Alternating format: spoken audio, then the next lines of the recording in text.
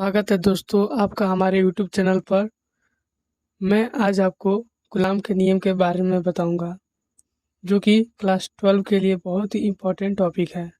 चलिए आइए गुलाम का नियम जानते हैं। गुलाम का नियम किसी दो आवेश के बीच लगने वाले बल को ही गुलाम का नियम कहते हैं। आइए समझते हैं इसे।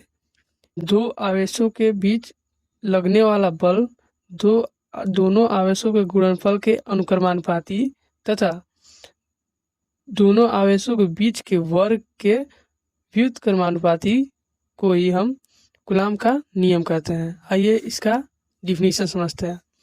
दोनों आवेशों के मध्य लगने वाला बल आवेशों के गुणनफल के अनुक्रमानुपाती तथा उनके बीच की दूरी के वर्ग के व्युत्क्रमानुपाती होता है।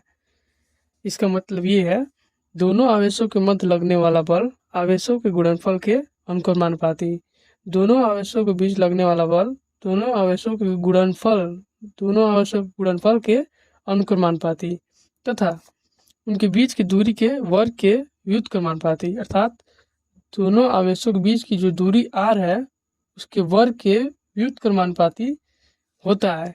इसी को ही हम गुलाम का नियम कहते हैं। आइए इसके नियम को सत्यापित करते हैं। F proportional to Q1 Q2 upon R square. तो हम प्रोपोर्शनल का चिन्ह हटाएंगे तो प्रोपोर्शनल के जगह K आएगा।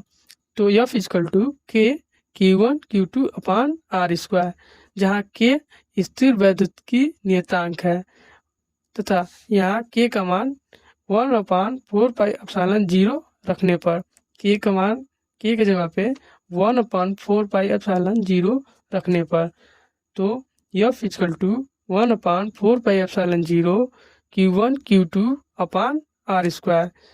और यहाँ पे जो E0 है वह E0 निर्वात की वैद्युतशीलता है।